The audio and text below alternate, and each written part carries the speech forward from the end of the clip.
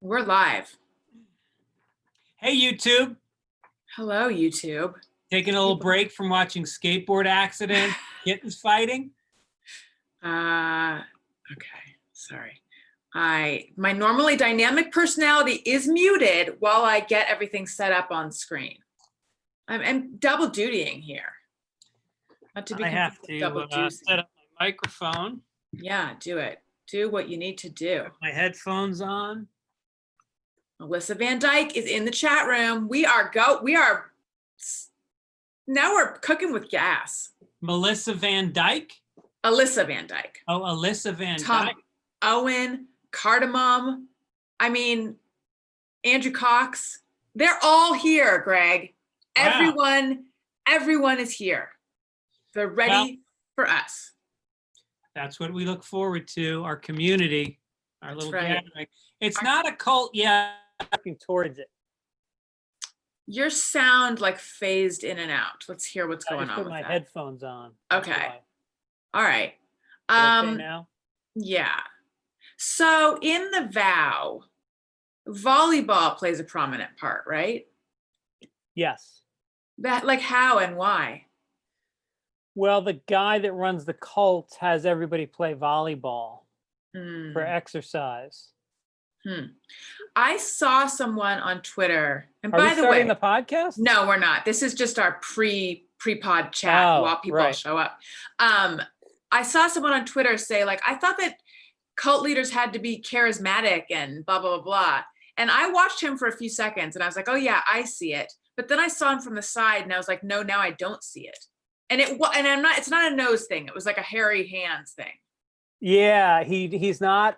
Well, look at Manson. I mean, there's a lot of little trolly cult leaders, yeah. and you don't see it when he's speaking to a group, but when you see him interacting with people one-on-one, he's like Johnny, intense eye contact, very touchy, very empathetic. I can see how he draws people in. You know, unless they find people that are narcissists, that are vulnerable to that kind of attention. Right. I don't think a narcissist would be vulnerable to it. I think they're the narcissist or the sociopath. They just, in the special, they described a lot of the people as narcissists. Oh, really? Well, interesting. That's what I get for not watching the thing, but still talking about it. I say we start. What do you think? Let's do it. Let's do it. All right. We have a song, which naturally I will be playing. Here we go. Oh, wait. Should we tweet? Should we tweet? How do you feel? Or should we just let it go? Let's just let it go. All right. What happens, happens. We're not married to the outcome. It's about the journey for us, right, Greg? Yes, I feel like this podcast is like a horse. It's, you know, it could buck. Right. Could give you a nice ride. You never know. Yeah.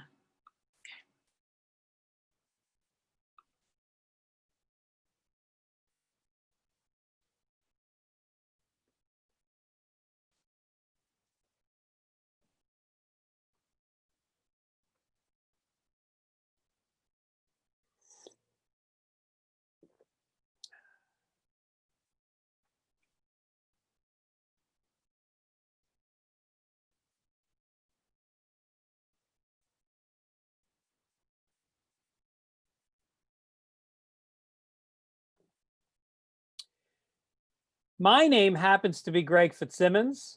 Last I checked, my name was Allison Rosen. When is the last time you checked? I mean, it's been years that I've just been trusting that that is my name. I have seen my license and my insurance card and that kind of boring, my ATM card. I've seen them, but I haven't checked the name. What's your middle name? Michelle. Oh, that's pretty. Thank you. What's your middle name? Sebastian. Oh, and you passed that name on, right? No, my father's middle name I gave to Owen, which is Terrence, but I didn't get a middle name when I was born. We were poor. We struggled growing up. We didn't have a lot. And so when I got confirmed with, if you're familiar with the Catholics, you get a confirmation and you get to choose a name for yourself.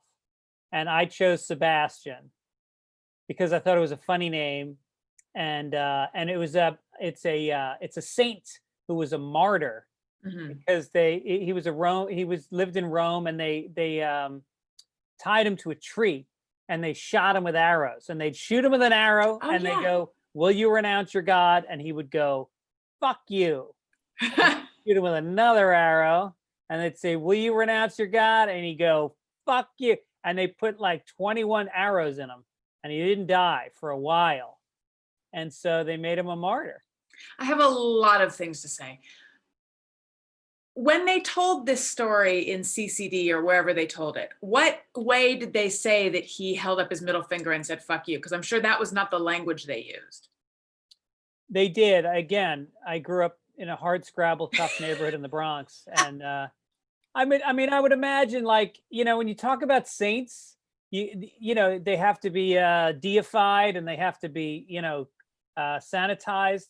But I would imagine if you're getting shot with an arrow, you're saying whatever that language's worst words are, even if you're going to be a saint. Right. You get to curse. I wonder what "fuck you" was in. What did they speak? In ancient Rome? Yeah. Greek. What is "fuck you" in Greek? No, it wasn't Greek. What did they speak Latin. in ancient Rome? Was it Latin? I guess. Well, they but the spoke Bible Latin. was No. written Latin. Latin Well, the Bible was written in Aramaic. Yeah, and then the Christians, whatever. I'm gonna butcher it. But I know, I feel that I have to. Anyway, so my other question though is, you said that Sebastian was a martyr, but weren't they all martyrs? Isn't that like the thing? That makes no, you a saint? no, you have to perform a miracle. Check.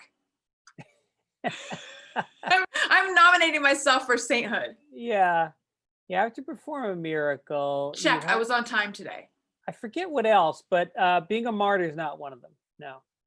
Text me when you find out and I'll see how. Oh, we can find out how close we both are to sainthood.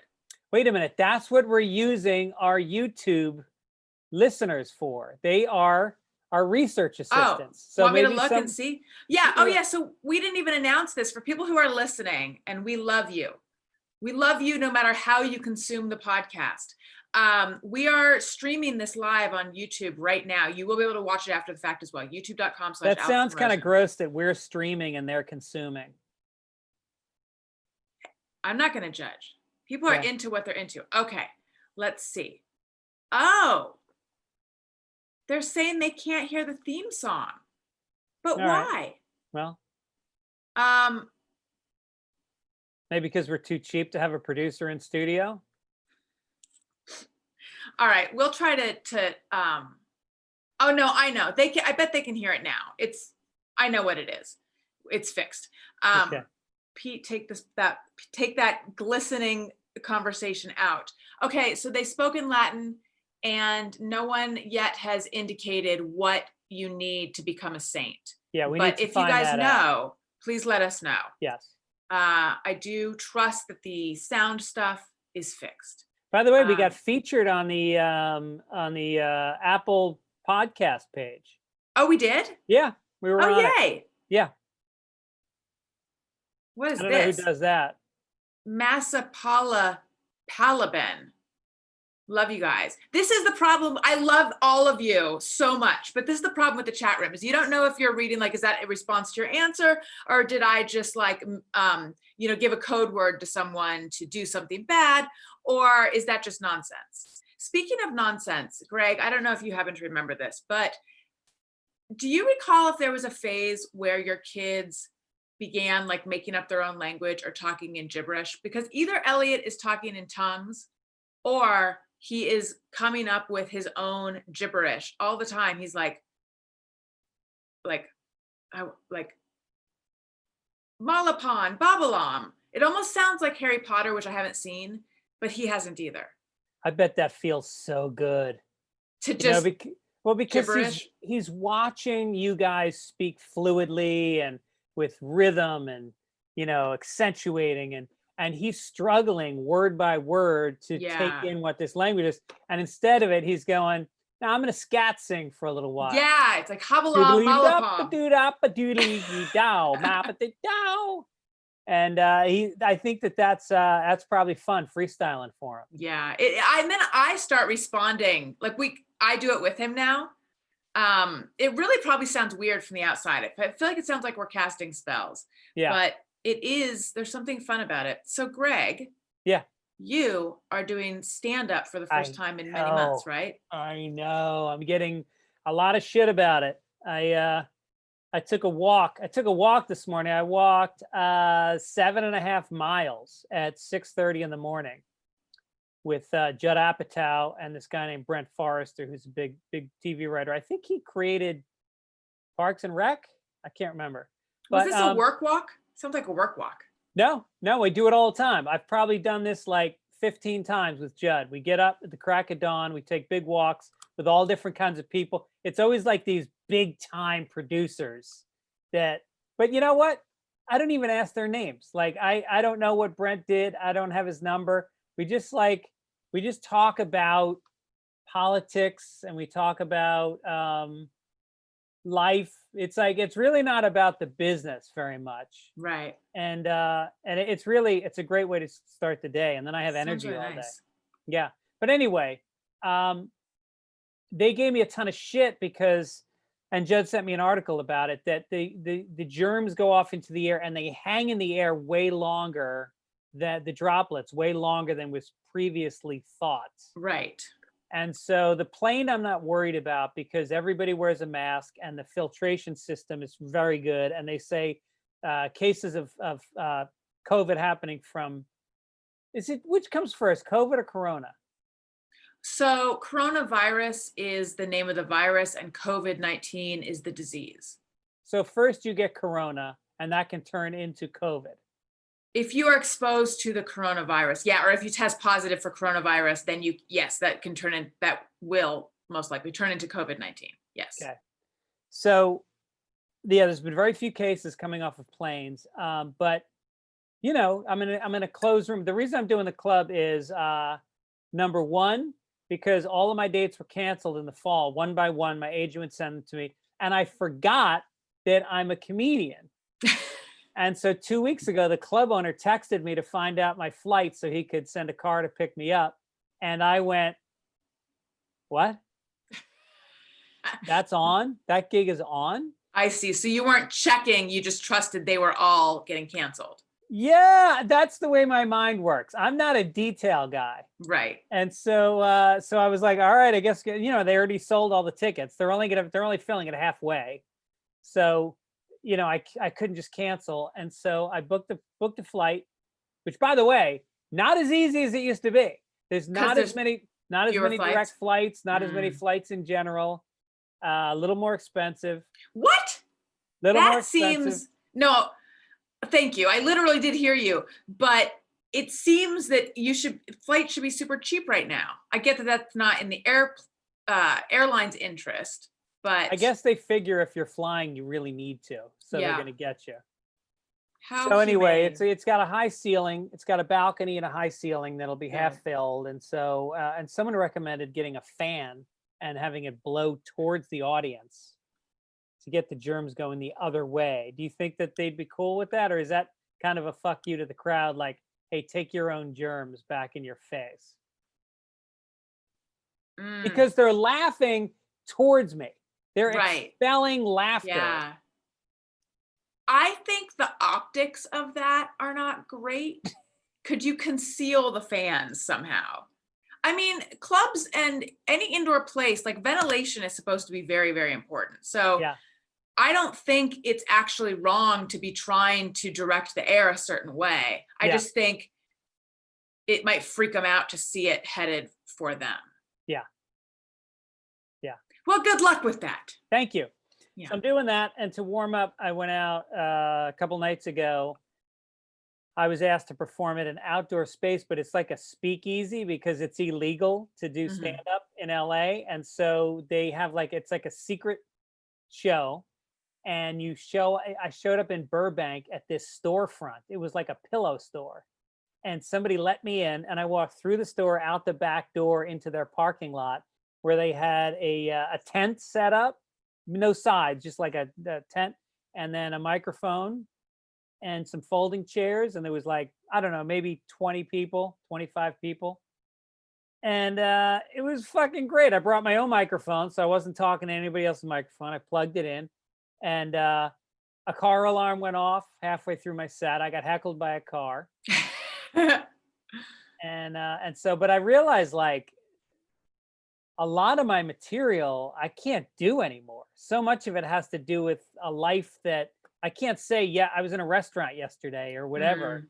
So much of the stuff I talk about is out of date. And that's like a rule, right, in stand-up, that it's the more current it is, the funnier it is. Well, I just think, you know, you can't violate the idea that you're giving the impression that you're thinking of all of this stuff off the top of your head. Right. That's kind of the lie that stand-up comedy really is, that you have to deliver. Yeah. It's why Ellen is so good, is you know, when she does material, it really does sound like she's thinking of it at that moment. I love Pete Holmes. He often cracks up a tiny bit at his own jokes. Yeah. And I've always had this suspicion that I bet he cracks up at that exact same place. Like, he's masterful enough that I bet that is part of the delivery, that he's decided that makes it funny, right? Yeah, I give him shit about that, because I'm firmly opposed to laughing at your own jokes on stage. Yeah. I think he's a really good comic, but I don't like when comics do that. I wonder what it accomplishes. Like, I wonder what he thinks is happening. Does it cue laughter? It's a cue. Right. It's like, here's where you laugh. And it's showing that you like you said, it's showing like I've never heard this one before either. Like, oh, I'm tickled by my own thoughts. Okay, a couple questions from the chat room. Yeah. Or a question and a comment. But then I think we will probably not be monitoring the chat room the whole time. We'll just come in at the very end. Okay. Mr. That Guy Jake says, I'm late, but what logic did you use to pick your kid's middle name over their first name? Did you wish you got weird with it? I wonder if seeing that is what made me think of Pete, since he has You Made It Weird, his podcast.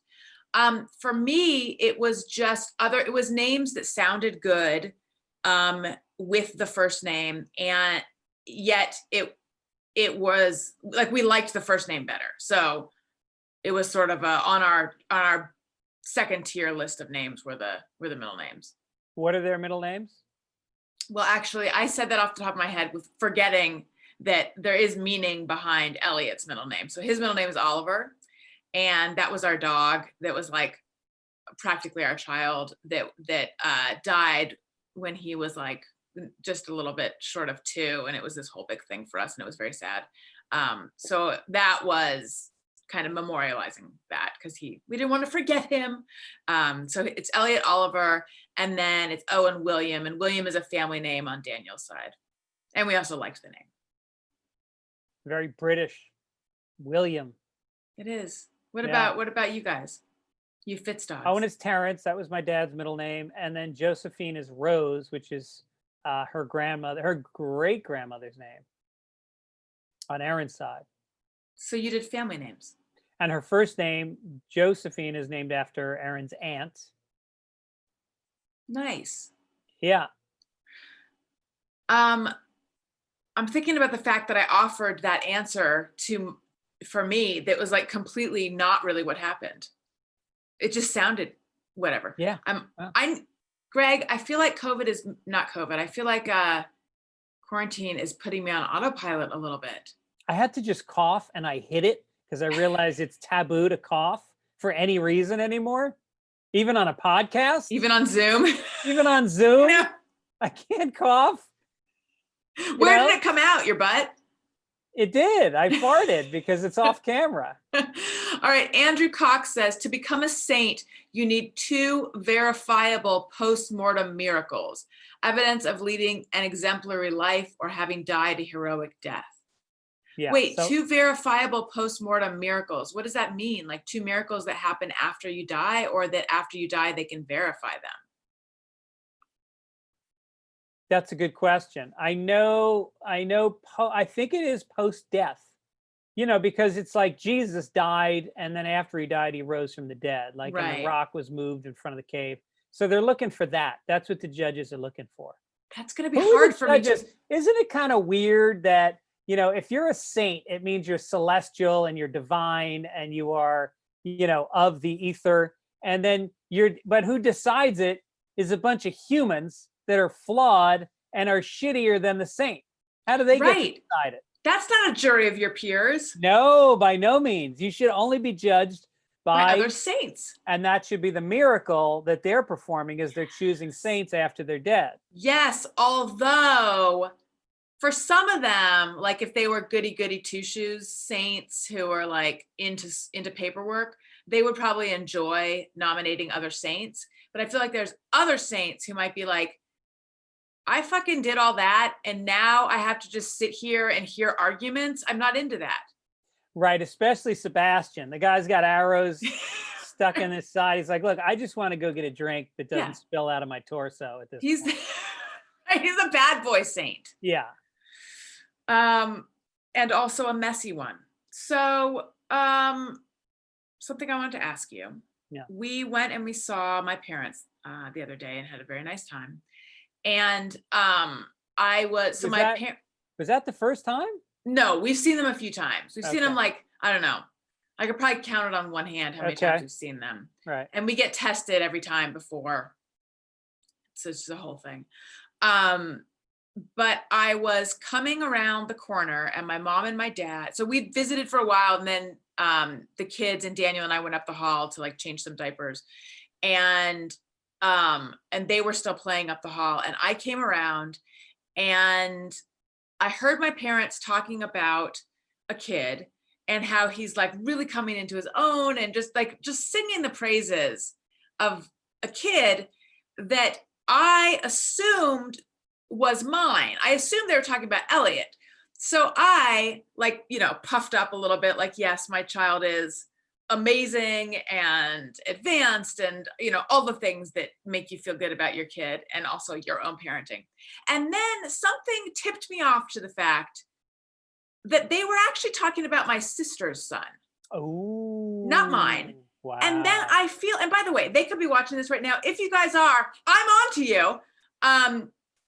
And I feel like they kind of like realized all of a sudden, and then they were like, oh yeah, and Elliot too, and and all the kids. But afterwards, I kept thinking of it and I kept thinking, while we're in your house, I feel like the effusive praise should be limited to my children, even though I agree my sister's kids are great. They're all the things. They're wonderful. But it brought up this sort of immature, competitive sibling rivalry response in me. Did you have that with your sister growing up? Not really. That's weird that you wouldn't have had it and yet it's showing up now. I mean, here's the thing. I think that actually I probably did, but I'm just not remembering it because she and I have been simpatico for so long. Well, who's better between you and your sister? Like quantifiably better, like makes more money, has better kids, drives a better car, belongs to a country club, is religious, helps people more. Well, here's the thing.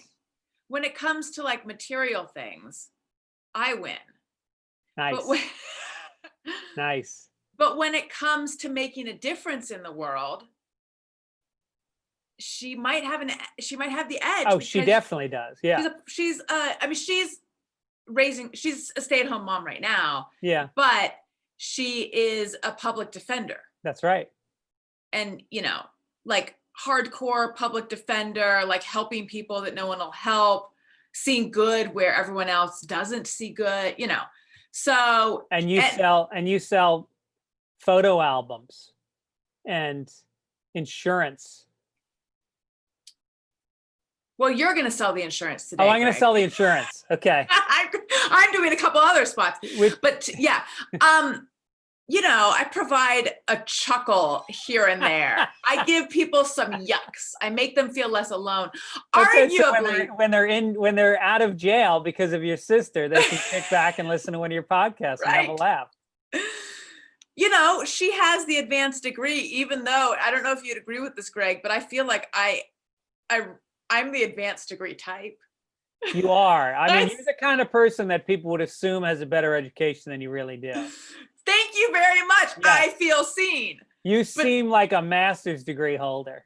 Oh, at least. Yeah. But no, I capped out at BA, where she's got a JD, like from a good fucking school too. You also drank and slept your way through your 20s. Was she like that at all, or she got straight to business? She, like, if I was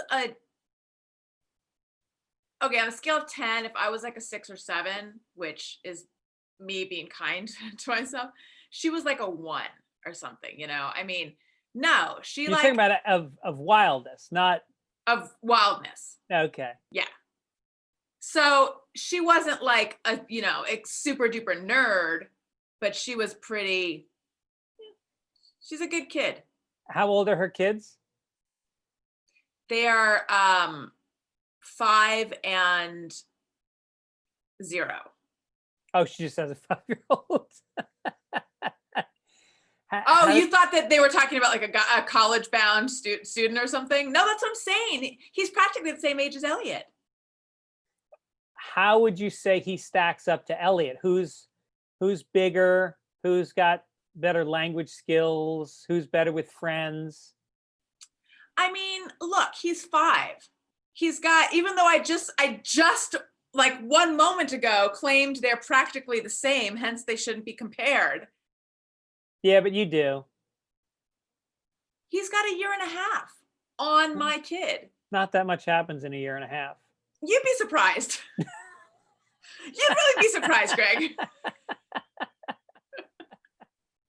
No, I have a niece and a nephew, and they're actually staggered. Like, my niece is 21, Owen's 20, my nephew's 19, and JoJo's 17. Yeah, so that's like our situation. So they, I roughly put, you know, once they get older, they're kind of the same age. And, you know, I don't think I ever have really compared them. Like, you really, when you love your sibling, you just love the kids. Yeah, it's not, that's the thing, is it's not about the comparison. It's about jockeying for my parents' love. Yeah. So it's about feeling like, hey, don't talk about the other people you're dating while you're out with me. Right. Okay. I feel like it's a little fucked up on my part. All right. I got you. So what you're saying is you don't relate. This is probably just me.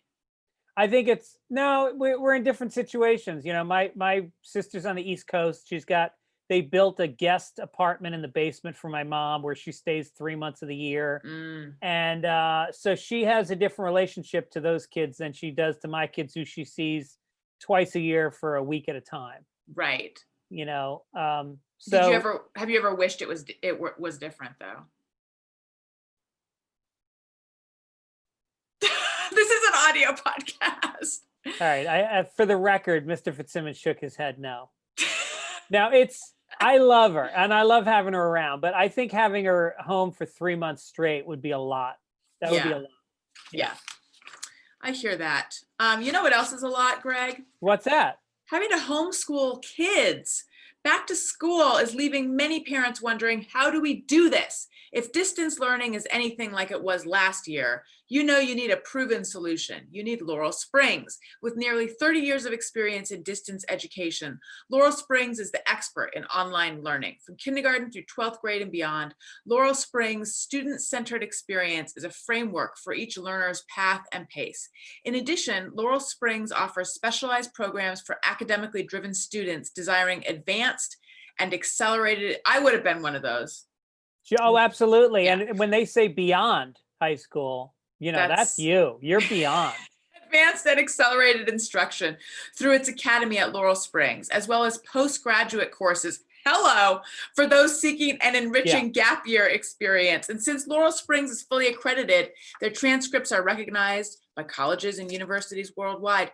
Take control of your child's education. Enroll today at laurelsprings.com/childish and receive a waived registration fee. That's laurelsprings.com/childish for a waived registration fee. laurelsprings.com/childish. I also want to tell you guys about something that is so cool. It's Purble. It's called Purble. It's an interactive plush toy. So it's this little toy that your child helps to calm down and helps to soothe. And when it gets soothed, it starts to purr. So like when it feels stressed or whatever, its heart rate increases. It sort of mirrors what happens to your kid when they're feeling stress. This is like an update of like in like the 1950s. Schools would make only the little girls would have to carry an egg around for a week to learn empathy and care and nurturing. We did that. Well, it was boys and girls by the time we were doing the egg in my school. But that was to teach empathy and caring to the egg, for the egg. This is to teach them how to soothe themselves. Oh, I see. Yeah, it's really ingenious. When Purble is started, when Purble is startled, their heart beats quickly and invites kids to calm them down. As kids pet and soothe their companion, Purble's vibrational heartbeat slows into a gentle purr. When kids calm Purble, they learn how to calm themselves. Honestly, I need this. Purble has a dynamic heartbeat that changes with their emotions and 7 sensors that respond to touch and fidgeting. Go to purble.com/childish to order your Purble today. That's PURR, like purr, PURRBLE.com/childish to order your Purble today. Use code CHILDISH for 10% off at checkout. Purble, calm kids, better days. Now, are they going to flag that at airport security if I try to bring that on the flight? Because I need that when I go to Cleveland. I don't think so. I mean, they might have to wand it, but I think you'll be fine. Stuff it with weed. Is that going to? I feel like that would probably. Okay. That'd be fine, Greg. Okay. Can I? We should get to some news. Or do you want me to read an ad? Let's do news and then let's do your spot. Okay, this is a story. Wait, hang on, we have a thing we play. Oh, right. Now, I will check with the chat room to make sure they heard this.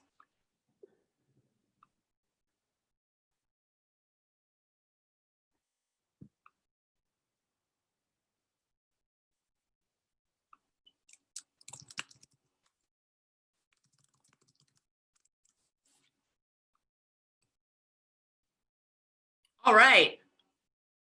Department of Agriculture published their annual report that calculates the average cost of raising a child into adulthood, not including college expenses. I want you to guess how much it would cost.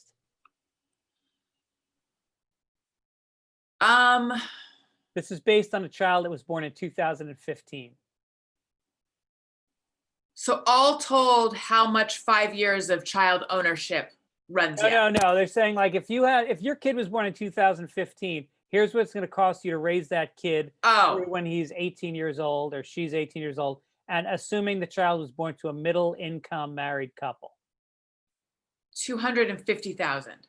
No, not bad. $233,000. So that's a savings compared to what I thought. Well, you let the kids order from the right side of the menu. This is if you only allow them to order from the children's menu. Okay. But it's when you add college in, I mean, college nowadays, if you go to a state school, it's going to cost you $30,000 a year. Easy. If you go to a private university, it's as high as like 75 now. So let's say you average that out. How can anyone afford that? Well, ask DePaul University.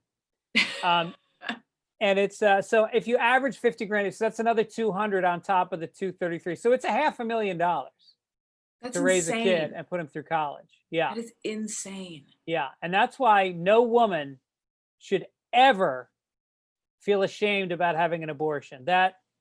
That's like hitting the lottery. You just won $500,000. Is that a bad joke for Childish? I get it. Yeah. I don't know, but Do you want to hear how it breaks down? Yes, please. Housing, 30%, food, 20%. So there's 50% right there. Childcare and education, 16%. And that's, again, assuming your kid doesn't go to a private school, I'm sure. That's probably just like after school programs, Boy Scouts,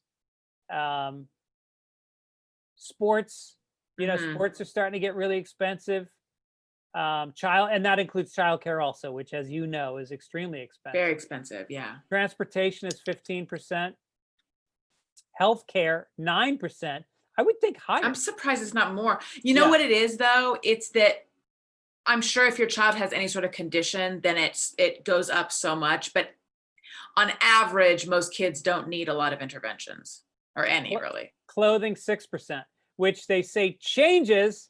It's more expensive to raise a kid in Green Bay, Wisconsin than it is in, East Bumfuck, Florida, because you got to cover 4 seasons of clothes. That's right. You need like winter coats, and you need to be changing clothes out here, or in our sister town of Bumfuck, Florida. It's just shorts and a t-shirt. Right. Maybe a windbreaker. And also, if they're an athlete, like I said, I mean, if your kid is on a traveling team and you got to get a hotel room in West Bumfuck, Florida, because you're playing. Is that nicer? It depends. It depends on what part. If you live in Upper West Bumfuck, it's pretty sweet. You've arrived, yeah. Yeah, it's almost as nice as Shittsville, Florida. So I've been to Bumblefuck, but that's not the same as Bumfuck, right? No. Bumblefuck is a suburb of Bumfuck. Right. I always confuse. You know how there's the thing is, there's a Chili's in both. And I said to my friend, let's meet at the Chili's in Bumfuck. And he went to the one in Bumblefuck. And it took us all day to catch up with each other. No, the one in Bumblefuck, they've got like a rusty tuba on the wall and a couple of cross-country skis. But the one in Bumfuck, they've got like an organ.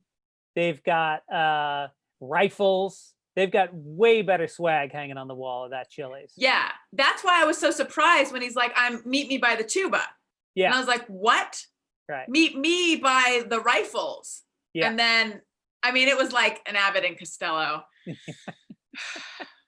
Well, there go our Florida listeners. So, well, you got a news story? I sure do. I have a couple. Lay it on me, baby. All right, here it comes. Get ready. Story from the New York Times. The headline is Mother's Little Helper is back and Daddy's partaking too. And it is a story about how during quarantine, marijuana use and alcohol use is up among parents as a way to cope. And they're saying that it's hard to get an accurate count.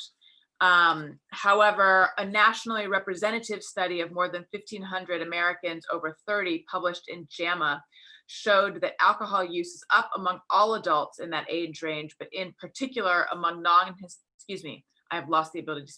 among non-Hispanic white people, women, and those between 30 and 59. And then in states where marijuana is legal, there's been a big increase in sales. Well, it was considered one of the, what do you call the place that got to stay open? Essential. Yes. Oh, really? Considered essential. The pot shops, the liquor stores, open.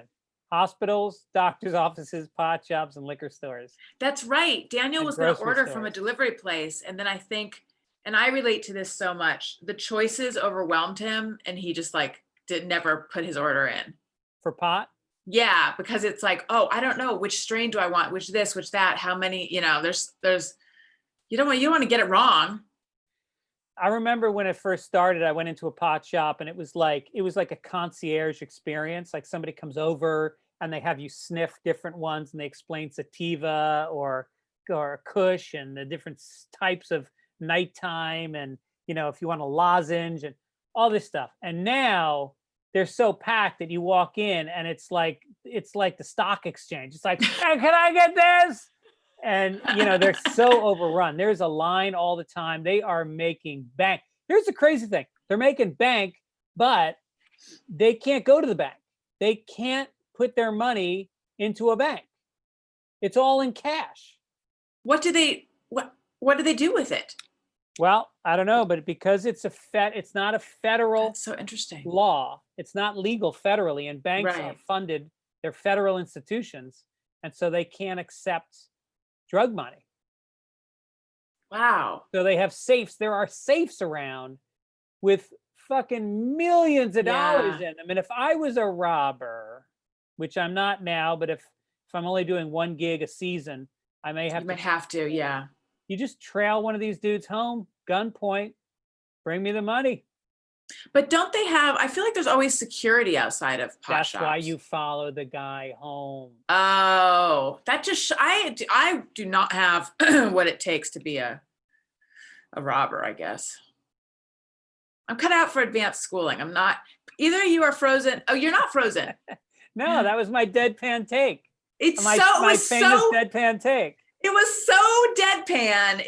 You nailed it so well that I truly thought you had frozen.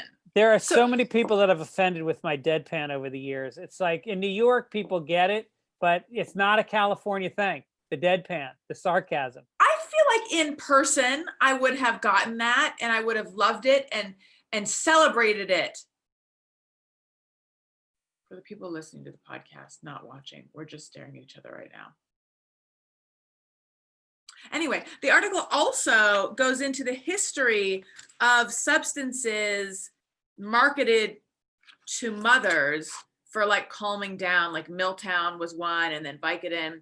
The funny thing is, I thought Mother's Little Helper was an upper, like to let you maintain your. Yeah, I was wrong. I assumed you take Mother's Little Helper and then you vacuum. That's how I've always pictured this in my head. So I guess I'm wrong.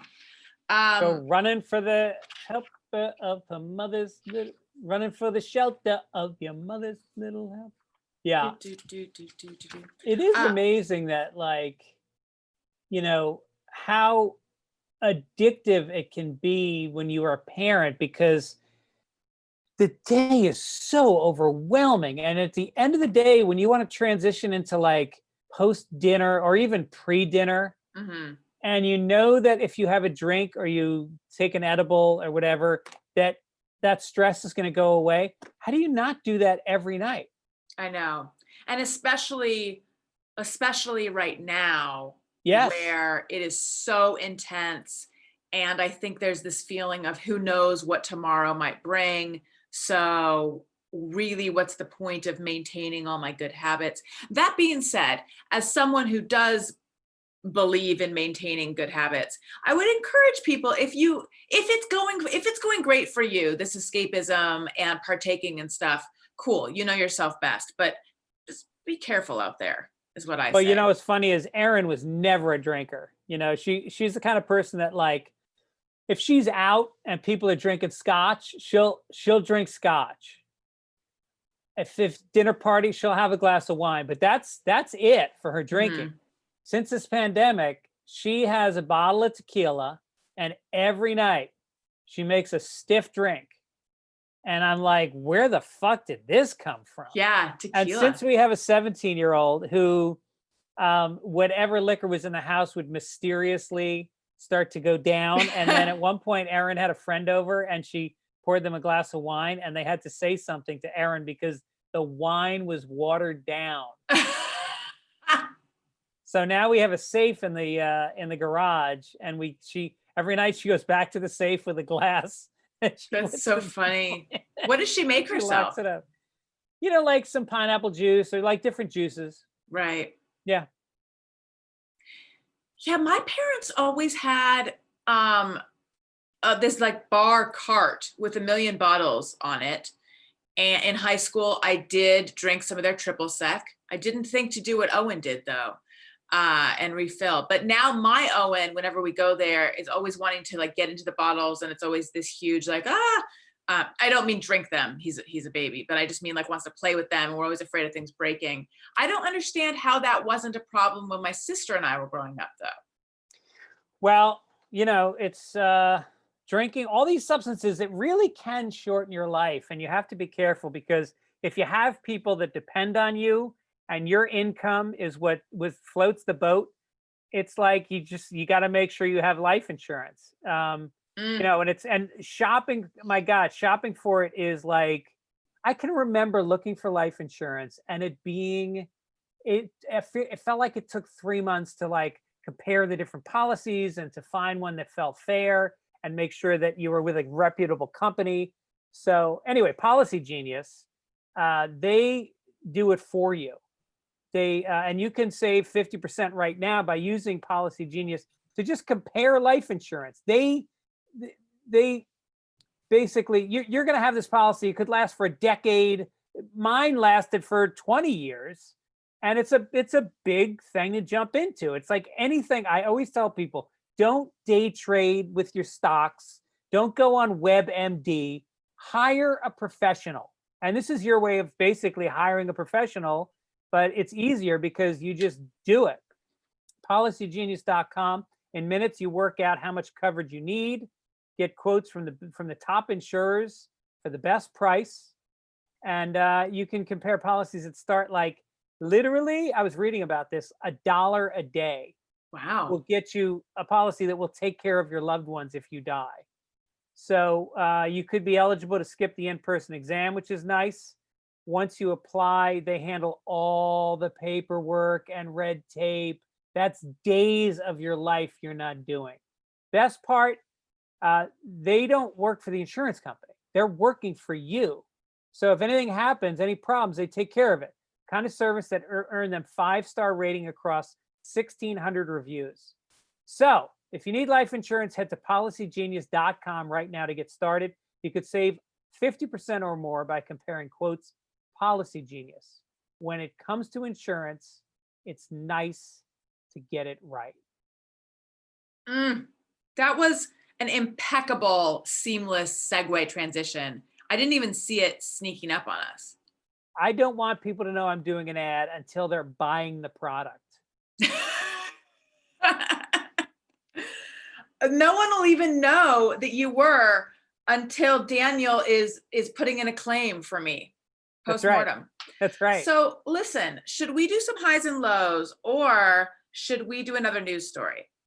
I think we better get to highs and lows. Okay. And you know what? I'm just a big liar, because actually we're not going to do highs and lows right now, because we're going to do it in a second. But I wanted to share with everyone a wonderful. You're pregnant? How do we not open the show with that? What if I actually were? That would be amazing. I know. That I could be a saint. That is a fucking miracle. It would be a miracle, because you know that my ovaries and eggs, it's just like, it's like a Halloween. It's more of a Halloween spectacular in there. Yeah, it's not a farmer's market as much as like it's a ghost town. The House of Mirrors. Yeah. Right. So anyway, no. Something that is honestly, it's Greg, it's better than if I were pregnant. Really? It's a wonderful review we received on Apple Podcasts. Oh, I hate when you do this. I But get embarrassed. I blush. I know, but you love the reviews. Yeah, it's nice to hear. You love when they leave the reviews. I absolutely do. And I sit down and I read them and it cheers me up and I love it. But okay, read it. You can't take a compliment. No. Well, then it'll thrill you to know this one is really more about me. What was I waiting for? By Holly S13. I've listened for years to Allison Rosen Is Your New Best Friend, but for some reason I never tried Childish till now. I think we know what that reason is, Greg. Mm-hmm. I got caught up, but now I'm a couple episodes behind. Hopefully you'll forgive me, because I'm starting from the beginning, because you guys are that awesome. I love listening to the stories of what college Owen is decided to go with, and when little Owen was brand new. Seriously though, I'm a mom to 17-year-old twins, boy and girl, who are graduating early and starting college in January. This podcast has it all. Highly recommend to all my friends. Thank you, Holly S13. We love that. I hope you're literally recommending it to your friends, as well as just trusting that they will come see this review. And if you guys haven't left a review, or even if you have, go re-up that stuff. 5 stars is our favorite number. We love it so much on Apple Podcasts. Make sure you're subscribed, etc. Okay, Now we could do some highs and lows, and let me play the song.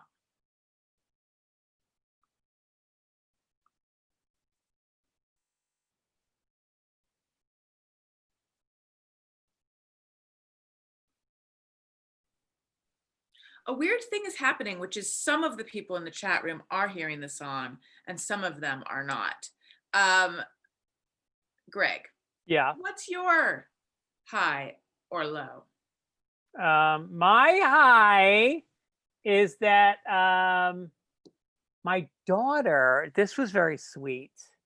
She's going through a phase that's absolutely lovely where she wants to spend time with us. Oh. She went through the 16 16 phase of really holding up in her room. And now like she goes to school in her room during the day. And then in the afternoon, she goes to a daycare center where she works part-time. And then she comes home around 5:30, 6. And she used to go right to her room. Now she comes into the living room and she sits with us. So last night, so nice. and she's very like available. She like comes in as if she wants to get to know us better. And so last night I was watching Monday Night Football and she came in and she doesn't watch football. And she sat down on the couch next to me and I was explaining football to her as we watched the game together. And I could see her drifting off. I could tell she doesn't give a shit about football, which meant that she really wanted to just be with me. And it was like, it really made me feel good. Now, does this relate to Owen going back to school? Like the time-wise, how does it coincide with Owen going back to school? It does coincide. I think when he left, maybe she felt like me and Erin were going to feel lonely and sad with him not in the house.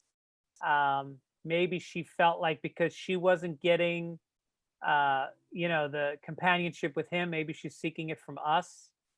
I'm not sure what it is. Maybe she's realizing I'm a really cool dude at 17. Maybe she started listening.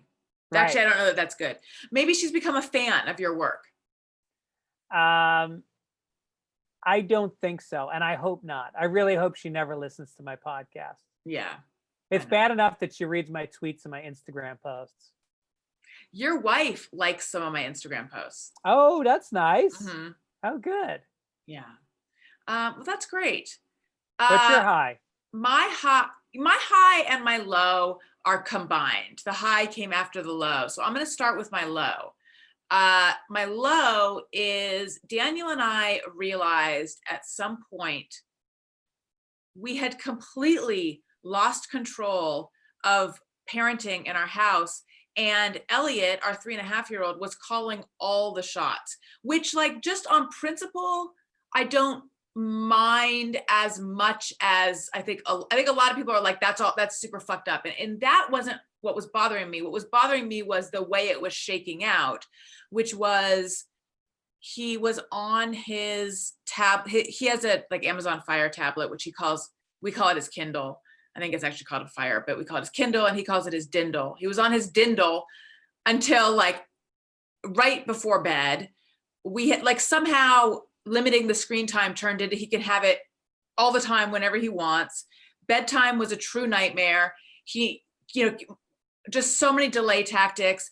He wanted another snack. Somehow like Daniel's not leaving Elliot. Daniel puts him to sleep. He's not leaving his room till like 11. And when I would go to put Owen to bed, Elliot would be running in and out of the room and like demanding access to the room. And Owen is actually okay with that, but I still feel like it's not really fair to Owen. Like that's his time and he's trying to get sleepy. I don't know. We were just like, this is not working. What do we do? So that's the low. We got so low that we watched an episode of Super Nanny. Yeah. But we like put our heads together and just sort of made a list of how we want the evening to go. And then we put it into practice. And so far it's been going really well. Like where did you learn this technique? Did you just come up with it?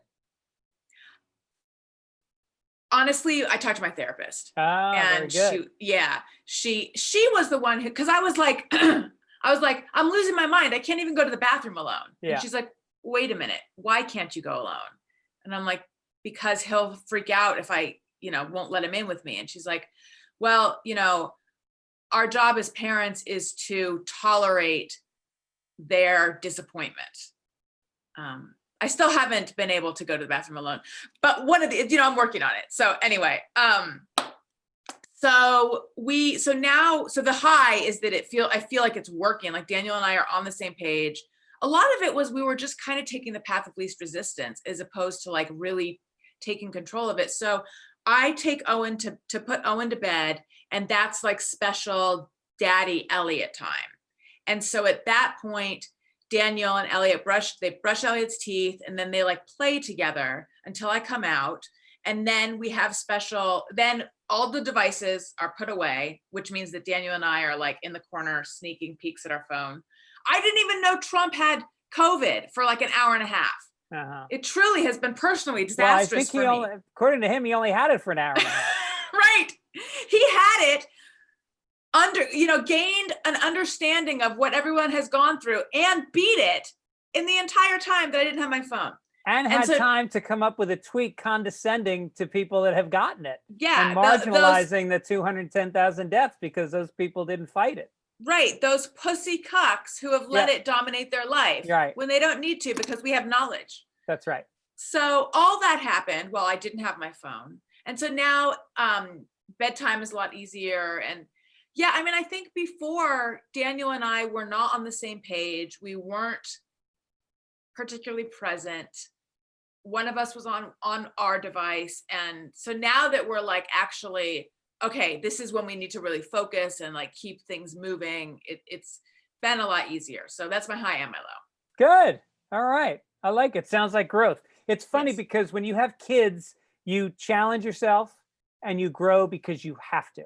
Yes. And then once your kids are teenagers, there's challenges, but they aren't day-to-day, minute-to-minute, high pressure things that you're doing. And so good for you. You're planning and you're addressing it and you're following through. So excellent. Yeah. I mean, it's interesting the way it's requiring so much more of us, but it's making things smoother. Like, we sort of come up with an activity each night to do with Elliot before bed, but that's good. And it's helping him. Right. Yeah. Wait, I had something else I wanted to say about all of this. And what was it? I don't know. Oh, well. My low.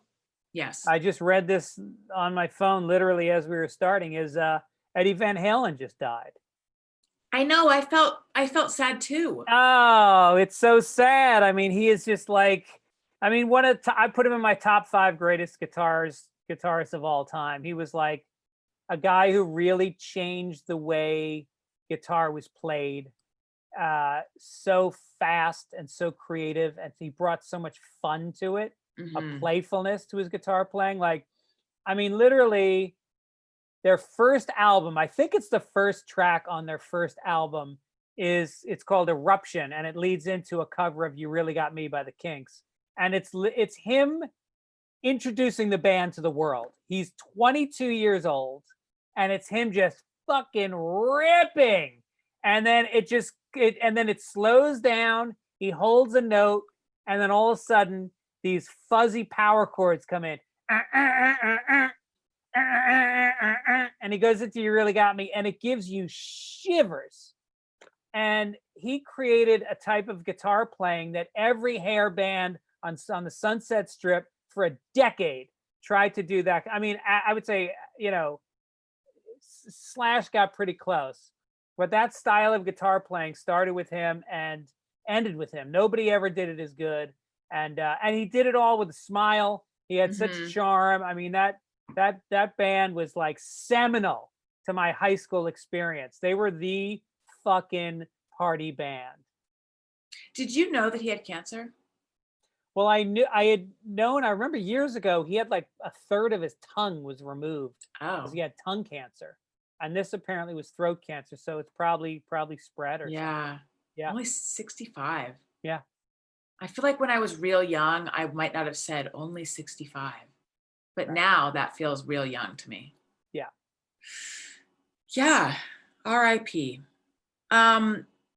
Should we do? We could do a voicemail. We could do emails. We could do emails and a voicemail. We could do Instagram. Let's so many bang options. out. Let's play. I feel like we haven't done a podcast in so long. Why does it feel like it's been so long? Because we were doing them earlier in the week. Okay, well, let's Like the week bang out. before. There's a voicemail I wanted to get to. So All why don't right. we do that? Let's do it. Let's hear the song. Now, I did make an adjustment, so hopefully people in the chat room will hear this. Let me know if you guys do. You rang. I heard it, so I bet they did.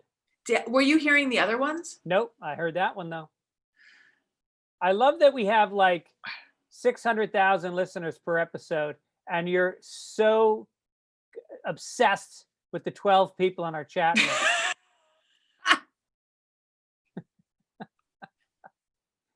All right.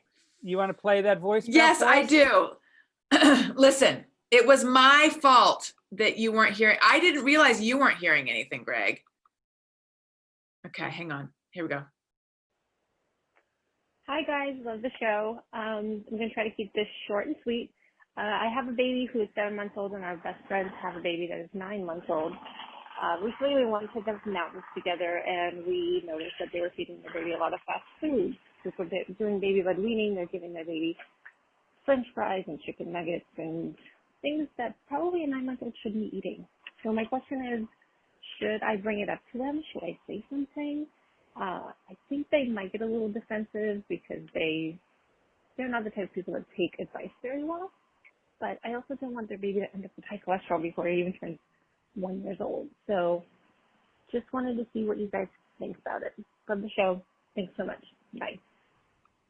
Could you hear that? Was that loud enough? Okay. Yes. So the question is, she went to the mountains with her friends. She's got a 7-month-old. They have a 9-month-old. They're doing baby-led weaning, which scares the crap out of me.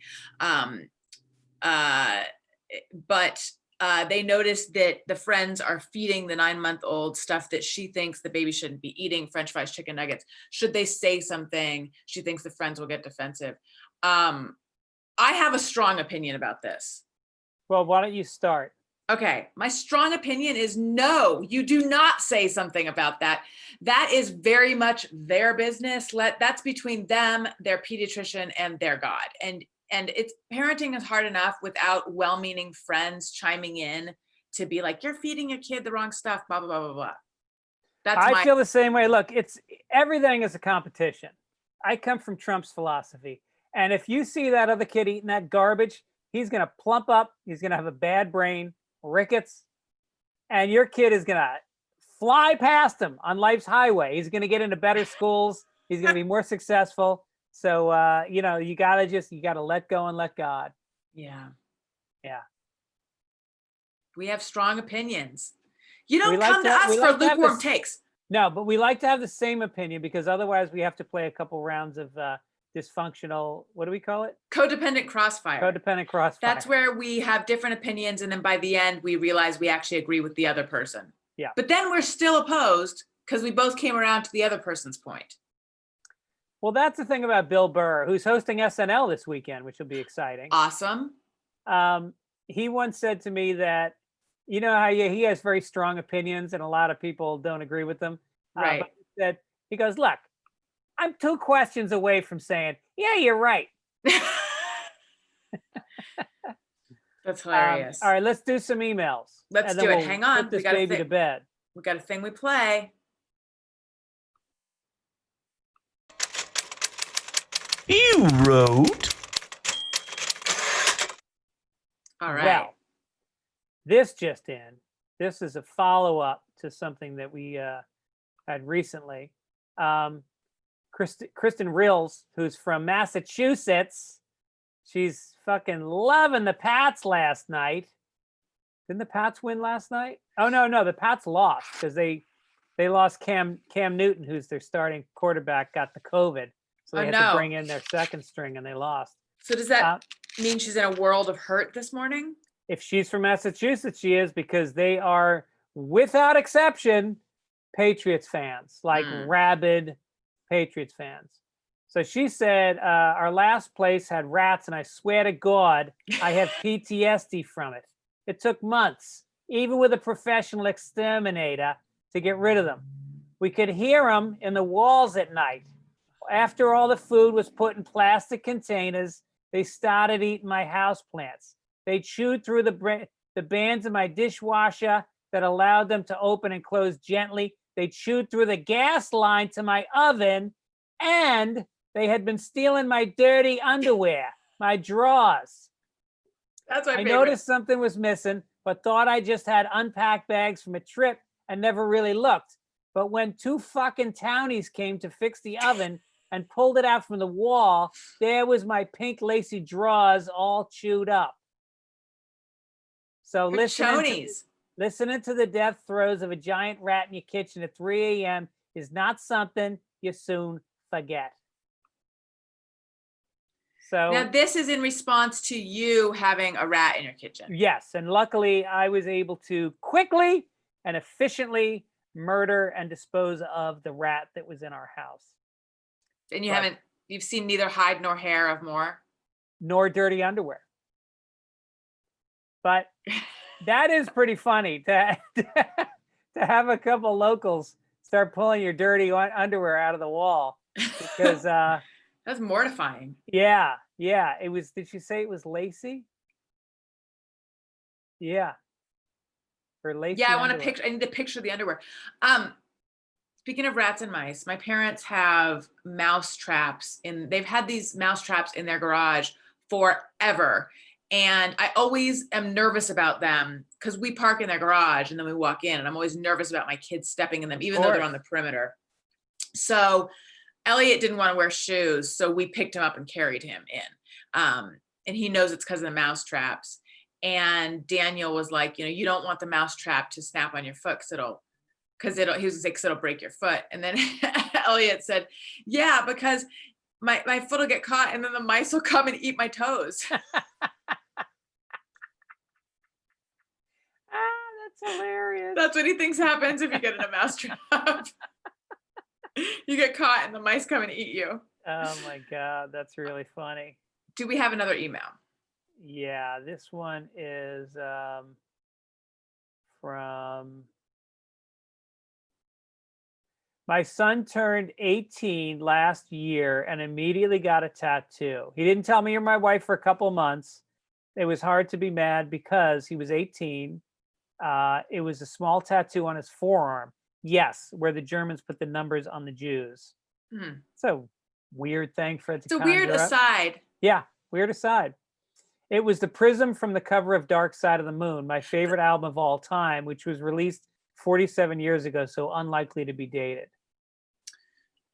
The thing that's weird about that aside is that he starts with yes. Like he's assuming that we're going to be like, wait. Do you mean where the Germans put the numbers on the Jews? Right. That wasn't where my mind was going. Yeah, like he got it on his back. Yes, where the slaves were whipped back in the 1700s. Right. So I think if Owen, Jojo, Elliot, or O2 gets tats, they will be typical of their generation. I'm Greg's age, where when we were kids, it was sailors and hookers that got tattoos. Yes. Now all the young people have them. Right. Yes. I grew up in a house that had that feeling about tattoos, and also ear piercings a little bit. My sister and I both have our ears pierced, but my mom does not. Really? Yeah. Although I feel like she gets that it's not a thing anymore, but I feel like she grew up maybe in a time or a house where it was thought of as trashy to pierce your ears even. Yeah. I don't know. It'd be funny if she said, I finally wrapped my head around it. I realized I was being a little prudish. I'm going to pierce my ear. And it'd be funny if you reached down your pants and said, here, let me grab you a stud you can put in.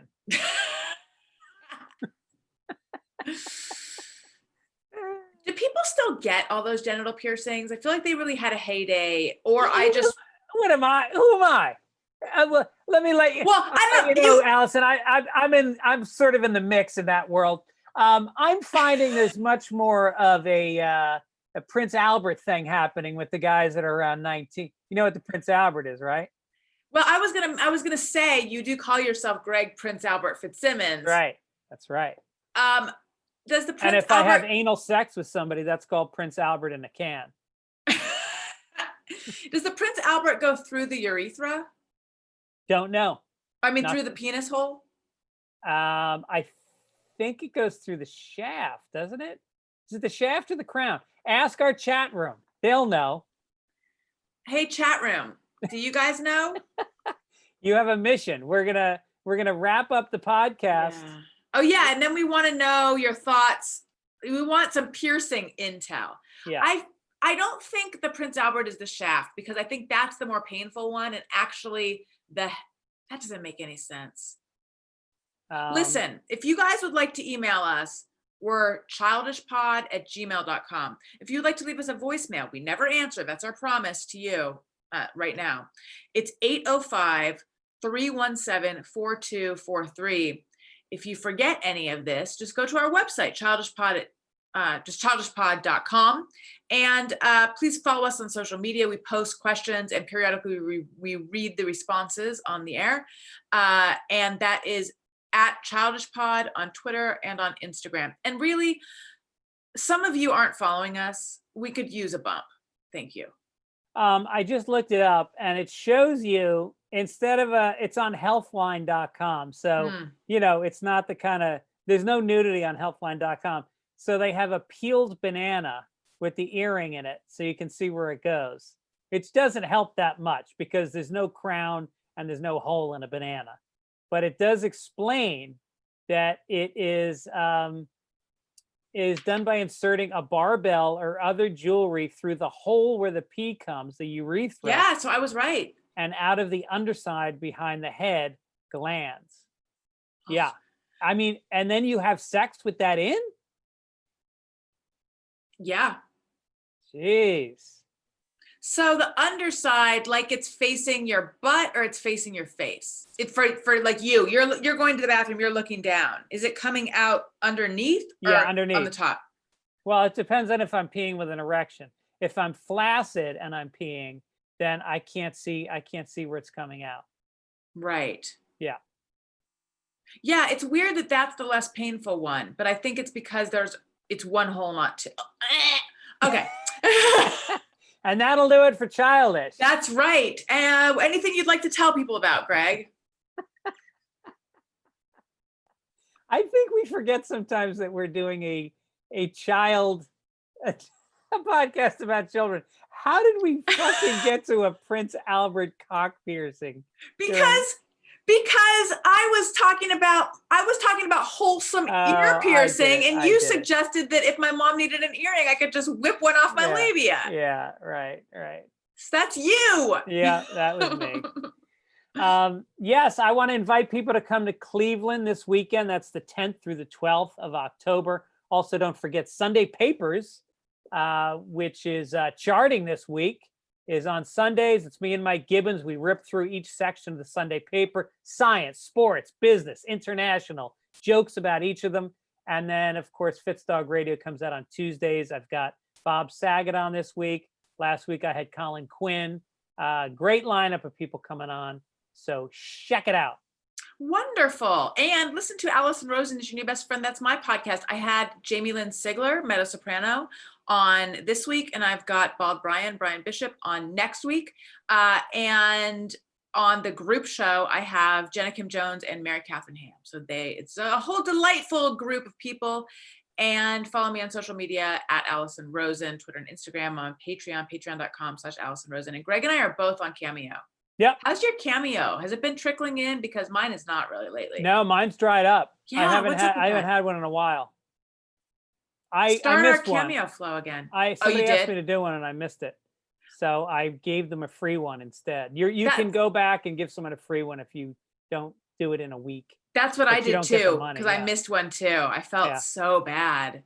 But then I felt pretty good about giving them a free one. So yeah, I was like, this is on the list of why I should be a saint when I'm talking to the other saints. Yes. That free Cameo. I think we've done it again. Allison Rosen. It's always a pleasure spending some time with you virtually. Same. Yeah. I mean, it's virtually always a pleasure to spend time with you. Right. It's like a pleasure in air quotes. Yes. All right. We'll see you next week. Thank you guys for listening, tuning in on YouTube. We love it. And we look forward to talking to you again in a couple weeks. Mm-hmm. I'm just waiting for you to remember how we end the show. I'm Greg Fitzsimmons. I'm Allison Rosen. And we're Childish. Okay, I've turned off the recorder. Okay. And now we repair to the chat room for some piercing talk. All right, so we're off of Zoom, right? We're still Zooming, but we have turned off. Oh, right. Okay, so Right, I'm going to go into the chat room now on YouTube. Mm-hmm. So I can see what people are saying. YouTube.com, Allison Rosen. Yes. Okay. Uh-oh. Did it not work? Allison Rosen. There you are. We're recording live now. Wonderful. I'm in. There we are. All right, so I'm going to turn my sound off. That's right. Move this down. All right, if you guys have any questions, now is a good time to get them out there. I don't see the chat comments. If you... Oh, I see on the right. Yeah. Okay, yeah. Oh, we have more than 12 watching. We've got a solid 39. It's a respectable wow, that's number. great. Yeah. Hello, is the everyone. new ones at the top or the bottom? So does it say top chat or does it say live chat? It's at Top the bottom. chat. Switch it to live chat. Okay. Okay. You should see some stuff now. Are you seeing anything? Yes, Smoochy Boochies. Yes. Shiesty McBumbles. Yeah, it's very nice. There we go. Hi, everyone. So that I feel silly that I didn't realize that no one was hearing the music. There's a setting I have to do on my end, which allows it to play through my computer. I thought Greg was hearing it. You were acting like you were hearing it. Okay, now I'm on some delay where I can hear you live, but when I'm looking at the feed, I shouldn't look at you in the feed. That's going to be delayed. Just look at the chat room. Yeah. There's actually, if you see those 3 vertical dots on the upper right, you can, there's a thing called pop out chat, and then you don't even have to look at YouTube at all. Oh, great. Okay. All right. So we start from the bottom or the top of this? Well, the top is it's just their comments from the beginning of the show. Okay. So the bottom is the new. Yeah. The bottom is the new stuff. Although I'd say cats got their tongue. I'm not seeing questions. So we could just tell them how much we appreciate them. Oh, Greg's a phenomenal actor. I don't see that. Oh, yeah, there we go. I think that's a reference to your acting as if you were hearing the No, I think it's a reference to Division. It's Division 3, a bottom tier movie I did with Andy Dick where I played a bartender. I didn't know that you did a movie with Andy Dick. Yes, it's kind of like a cult thing now. A lot of college kids watch it because it's about college. Yeah, Division 3 sports. Yeah. I actually know that because we were Division 3 school. What's Andy Dick like? I mean, I've met Andy Dick a few times doing the Corolla show, but what was your experience? I love Andy Dick. I've produced a couple shows that he was in. I was in his sketch show back on MTV.